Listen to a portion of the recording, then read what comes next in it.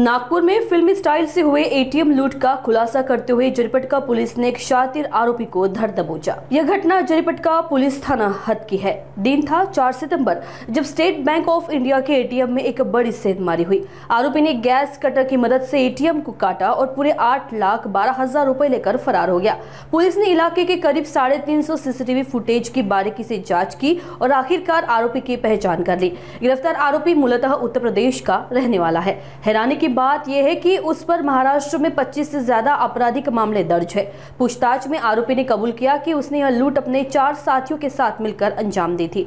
Jaripatka police अब बाकी आरोपियों की तलाश में जुटी हुई है। आपल्याकडे जरीपटका पोलीस स्टेशन परिमंडळ क्रमांक 5 नागपूर शहर येथे 4 तारखेला 4/9/2025 रोजी एक ATM machine, ATM debit machine असतं, त्याची गॅस कटरच्या साहाय्याने चोरीचा प्रकार आपल्याला समजला होता सकाळच्या वेळेस।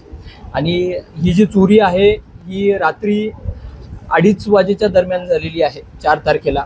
त्यानंतर आपल्या जरीपटका पोलीस स्टेशन मधील तपास पथक एसीपी जरीपटका डिव्हिजन आणि senior PI Jaripatka police station यांनी तात्काळ तपास पथकाला रवाना करून पुढच्या जे तपास होते त्याच्यामध्ये मुख्यत्वे करून जो टेक्निकल स्वरूपाचा तपास होता, ज्यामध्ये आपण 350 पेक्षा जास्त सीसीटीव्ही कॅमेरे चेक केलेले आहेत। कारण रात्रीच्या वेळेस ती एक व्हाईट कलरची स्विफ्ट कार आपल्याला दिसत आहे, त्याच्यामधून हे आरोपी उतरताना दिसत होते। तर ते बॅक ट्रॅकिंग म्हणजे कुठून सुरू झाले होते आणि ही चोरीचा प्रकार झाल्यानंतर कुठे गेले, असं दोघं बाजूला आपण जवळपास 350 पेक्षा जास्त सीसीटीव्ही कॅमेराचं अवलोकन केलेलं आहे। सोबतच डंप डेटा जो आहे की त्यांचे कुठे कॉल्स झाले असतील का त्याचं देखील अवलोकन केलं। आणि त्याच्या साहाय्याने आपण जो याच्यातला एक मुख्य आरोपी होता की जो रेकी करण्यामध्ये आणि प्लॅनिंग करण्यामध्ये सक्रिय होता, त्याला आपण 36 तासाच्या आत जरीपटका पोलीस स्टेशनच्या टीमने ताब्यात घेतलेला आहे। आणि त्याला ताब्यात घेतल्यानंतर आपल्याला असं लक्षात आलेलं आहे की त्या आरोपीवर इथून मागे देखील गुन्हे दाखल झालेले आहेत। मुंबई आणि आजूबाजूच्या परिसरामध्ये त्याच्यावर 25 गुन्हे आपल्याला मिळून आलेले आहेत। आणि हे सर्व गुन्हे मालमत्तेच्या संबंधितच आहेत। चोरी असेल, घरफोडी असेल, वाहन चोरी असेल, या प्रकारचे आहेत। आणि ह्या आरोपीकडून आपल्याला एक 17,400 रुपये देखील आपण याच्याकडनं रिकवर केलेले आहेत। आणि जे आपण बँकेसोबत म्हणजे जी थर्ड पार्टी एजन्सी आहे जी कॅश रिफिलिंगचं काम करते त्यांच्यासोबत क्रॉस चेक केला असता की हे त्यातीलच पैसे आहेत हे देखील कन्फर्म झालेलं आहे। या एकंदरीत या चोरीमध्ये 8,12,400 रुपयाचा मुद्देमाल गेलेला आहे। त्यापैकी 17,400 रुपये आपण हस्तगत केलेले आहेत। सोबतच इतर जे 4 लोक होते त्यांचे नाव देखील आपण निष्पन्न केलेले आहेत। आणि ते 4 लोकांसाठी आपल्या टीम ऑलरेडी रवाना झालेले आहेत। लवकरात लवकर त्यांना देखील आपण ताब्यात घेणार आहोत।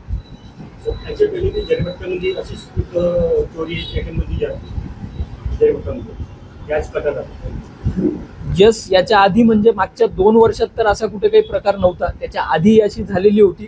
आणि आपण सर्वांनीच बऱ्याचदा हे बघितलं असेल की एटीएम मध्ये चोरी ते गॅस कटरच्या साहाय्याने, याच्यासाठी विशिष्ट भागातील काही गँग्स ऍक्टिव्ह आहेत।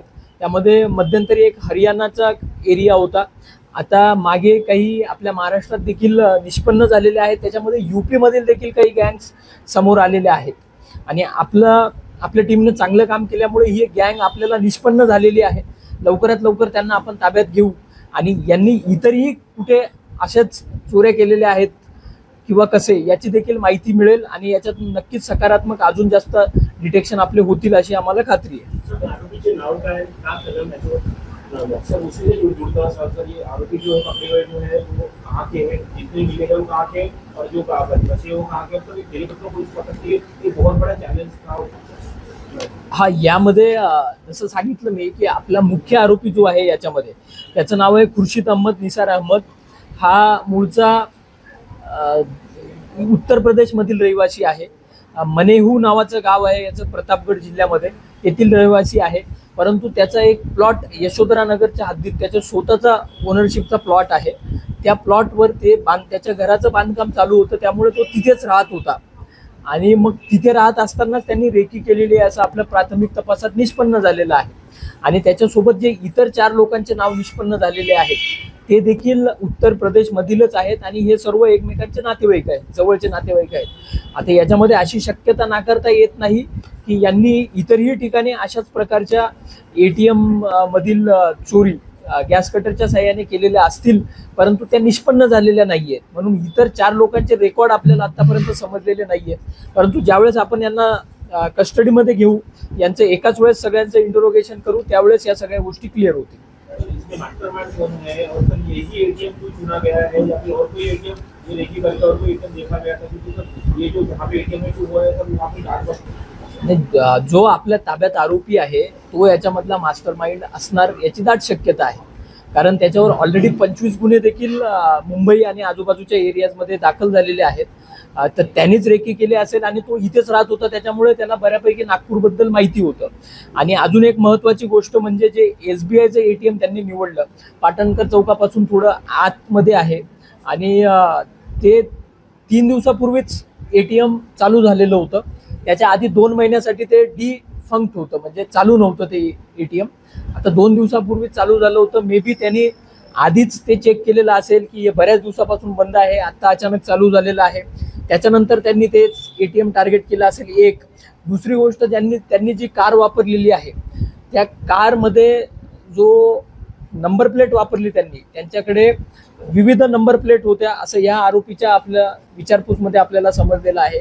तर त्यांनी नागपूरमध्ये OLX वरती ज्या कार विकण्यासाठी टाकलेल्या होत्या, तर त्याच्यामधून ते नंबर घेऊन ते बनवून आणि त्या नंबर प्लेटचा वापर केलेला आहे, जेणेकरून ते पोलिसांना कुठे CCTV मध्ये ट्रेस जरी झाले तरी मिसलीड होतील पोलीस आणि चुकीच्या डायरेक्शनमध्ये तपास होईल, हा देखील त्यांचा त्याच्या मागचा इंटेन्शन होता। जसं की मी आधीच सांगितलेलं आहे की हा मुख्य आरोपी आपल्या ताब्यात आहे आणि इतर 4 आरोपींचे नाव निष्पन्न झालेले आहेत आणि आपली टीम त्यांच्या मागावर आहे। लवकरात लवकर आपण त्यांना देखील पकडू अशी मला खात्री आहे।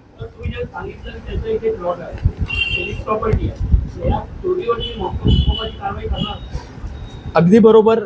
याच्यामध्ये आता हे बाकीचे आरोपी आपल्याला मिळाल्यानंतर, कारण त्यांचे अर्धवट नाव आपल्याकडे आहेत, त्याच्यामुळे त्यांच्यावर काय प्रिव्हियस रेकॉर्ड आहे ते अजून क्लिअर होत नाहीये। हे लवकरात लवकर आपल्याला मिळतील, त्याच्यानंतर आपण त्यांचे पूर्ण प्रिव्हियस रेकॉर्ड काढू आणि यांचे जर आधी एकत्रित गुन्हे असतील तर याच्यामध्ये नक्कीच मकोकाची कारवाई करण्यात येईल आणि सोबतच ह्या सर्व आरोपींची जी प्रॉपर्टी आहे ती देखील आपण अटॅच करण्याची कारवाई करणार आहोत। सर ये गिरोह के साथ और भी गिरोह में जो है समावेश होने की आशंका जताई जा रही है। आता यावेळेस सर आपण त्याच्याबद्दल कमेंट नाही करू शकणार की या गँग सोबत अजून इतर गँग कोणी लिंक्ड आहेत का। आता सध्या आपलं टेक्निकल तपास चालू आहे, यांच्याकडे जे फोन नंबर होते त्याच्यावर त्यांचे जे मोस्ट कॉलर आहेत किंवा रात्रीच्या वेळेस जास्त कॉल केलेले असतील त्या दृष्टीने आपला तपास चालू आहे। हे सर्व एकाच वेळेस आपल्याला मिळाल्यानंतर या गोष्टी सर्व क्लिअर होतील। तुम्ही काही दैनिकाची बोलले आहे का, तुम्ही गार्ड वगैरे लावा या काही पहिले अगोदर गार्ड लावते, आता गार्ड राहत तुमचं काही बोलणं झालेलं आहे? हाही एक महत्त्वाचा मुद्दा आहे आपल्याकडे। आता आम्ही DCP रँकचे जे अधिकारी आहेत, आम्ही नाईट राऊंडला असतो रोटेशनवरती, तर बऱ्याचदा आमच्याही हे निदर्शनास आलेलं आहे की काही असे ATM आहेत की जे अगदी शहरापासून थोडे दूर आहेत किंवा निर्मनुष्य ठिकाणी आहेत आणि तिथे गार्ड असण्याची आवश्यकता आहे। तर आम्ही तसे पत्रव्यवहार माननीय CP सरांच्या मार्गदर्शनात या संबंधित नोडल अधिकाऱ्यांना केलेले आहेत। प्लस त्याच्यात पलीकडे जाऊन अजून काही महत्त्वाच्या अशाही गोष्टी आमच्या निदर्शनास आलेल्या आहेत की आजकाल हे बँकिंगचे जेवढेही सिक्युरिटी सिस्टम्स आहेत त्या देखील ॲडव्हान्स झालेल्या आहेत। जसे की त्यांच्या जे CCTV कॅमेराज असतात किंवा ATM सोबत छेडछाड केली तर त्यांचा अलार्म वाजतो आणि त्यांचे जे सिक्युरिटीचं हेडक्वार्टर आहे तिथे तात्काळ त्याची माहिती जात असते आणि ते आपल्याला 112 प्लस पोलीस कंट्रोल रूमला कॉल करून माहिती देत असतात। तर मागे आपल्याकडे बऱ्याचदा असे कॉल आलेले आहेत ज्याच्यामध्ये आपल्याला 112वर कॉल आल्या आपले बीट मार्शल्स तिथे पोहोचलेले आहेत। त्याच्यामुळे असे चोरीचे जे प्रकार आहेत ते फक्त अटेम्प्ट राहिलेले आहेत, सक्सेसफुली झाले नव्हते। परंतु ह्या केसमध्ये रात्रीच्या वेळेस 112ला कॉल आलेला नाही आहे, तर त्यांची जी इंटरनल सिक्युरिटी सिस्टम आहे SBIची ते त्यांची इंटरनल इन्क्वायरी करून आपल्याला कळवणार आहेत की ते अलार्म वाजला होता असं त्यांनी सांगितलं, ट्रिगर झालेला आहे अलार्म, परंतु त्यांनी लोकल पोलीस स्टेशनला कुठल्याही प्रकारे माहिती दिलेली नाहीये। गणपती बसलेले होते त्यावेळेस जाणारे येणारे लोक होते, त्याच्यातले काही एक जागरूक नागरिक होते, त्यांनी ते बघितलं आणि त्यांनी 112ला कॉल केला। आणि त्यांना बघून ते पळून गेले. ते असा हा एकंदरीत प्रकार झालेला आहे. संपूर्ण घटनेमध्ये जे चारचाकी वाहन मिळालेलं नाहीये, त्या वाहनाचाच वापर करून ते फरार झालेले आहेत. परंतु ते वाहन आपल्याला काही CCTV कॅमेऱ्यामध्ये डिटेक्ट झालेलं आहे आणि 2 वेळा आपल्याला, जसं की घटनास्थळावर त्याच्यावर वेगळा नंबर होता, आपल्याला पुढे गेल्यानंतर आपण चेक केलं तर त्याच्यावर दुसरा नंबर प्लेट मिळून आलेली आहे. आपण जे नंबर आपल्याला मिळाले त्यांच्या ओनरपर्यंत गेलो तर आपल्या असं निदर्शनास आलेलं आहे की त्यांच्या व्हेकल त्यांच्या घराच्या समोरच पार्क आहेत आणि तिथेही आपण CCTV चेक केलेले आहेत की हे खोटं तर बोलत नाहीयेत ना, परंतु तिथे देखील आपल्याला ते समजलेलं आहे की त्या व्हेकल वापरण्यात आलेल्या नाहीये. तर मग ती गाडी जेव्हा आपल्याला मिळेल त्यानंतरच त्या गोष्टी क्लिअर होतील की कुणाची गाडी आहे. कितने का मुद्देमाल मिला हुआ है और कितना अभी मुद्देमाल मिला? देखिए, टोटल जो मुद्देमाल है इसमें 8,12,400 रुपयाचा मुद्देमाल गेलेला आहे. त्याच्यापैकी आपल्याला 17,400 रुपये हा जो आपण आरोपी ताब्यात घेतलेला आहे त्याच्याकडून मिळालेला आहे आणि त्याच्या नोटा आहेत त्या आपण व्हेरीफाय केल्या तर त्या ATM मधूनच गेलेल्या होत्या.